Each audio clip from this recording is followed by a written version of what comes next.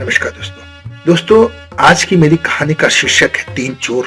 जीवन में अपने गुण का उपयोग सही समय पर और सही जगह करें। इतनी अकल आप में होनी चाहिए कि हमें अपने गुण का उपयोग कहाँ करना है।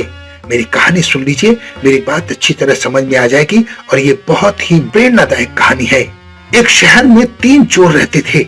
उनका नाम रमन, चमन और राका था। उनको विद्या का ज्ञान था। दिन पर दिन वो अपनी विद्या का अध्ययन करते रहे, ज्ञान हासिल करते रहे। उस ज्ञान हासिल करने के बाद उनको घमंड हो गया।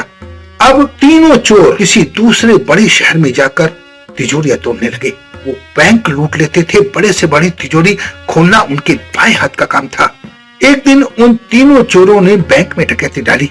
जब पुलिस को खबर लगी तो पुलिस ने उन तीनों चोर पकड़ने के लिए अभियान चलाया। इससे वो तीनों चोर जंगल में भाग गए।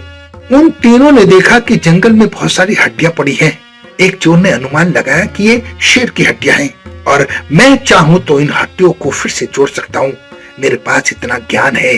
दूसरे चोर ने घमंड दिखाते हुए कहा, अगर ये शेर की हड्डियां हैं तो मैं अपनी ज्ञान से, अपनी विद्या से इसकी खाल तैयार कर सकता हूं, मैं इतना ज्ञानी हूं।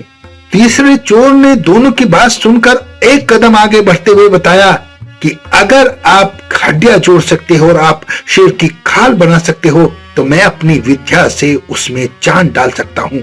तीनों चोरों ने अपना प्रयोग शुरू किया। पहले चोर ने उस शेर की सारी हड्डियां जोड़ दी, दूसरे चोर ने उसकी खाल उत्पन्न कर दी और तीसरे चोर ने उसमें प्राण भर दिए। इससे वो शेर जीवित उठा। शेर भूखा था, इसलिए शेर ने मारकर उन तीनों को खा लिया और मस्त होकर जंगल में घूमने लगा। दोस्तों, ये कहानी घमंड को तोड़ने वाली कहानी है। हमें कभी भी अपने ज्ञान का घमंड नहीं करना चाहिए। घमंड हमेशा दुखदाई होता है, इससे दुख का सामना करना ही पड़ता है। अगर उन तीनों ने अपनी विद्या का घमंड ना किया होता तो उन्हें जान से हाथ नहीं धोना पड़ता।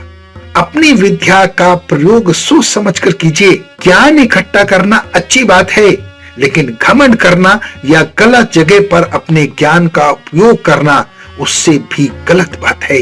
घमंड से आज तक किसी का भला नहीं हुआ और आप में अपने ज्ञान को अगर सही जगह लगाकर उसका प्रयोग करने का हुनर नहीं सीखा तो आपका ज्ञान व्यर्थ जा सकता है। इससे आपकी जान के भी लाले पड़ सकते हैं।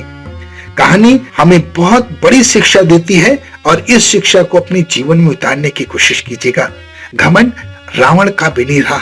रावण बहुत ज्ञानी था, लेकिन घमंड में आकर उसका सर्वनाश हो गया था।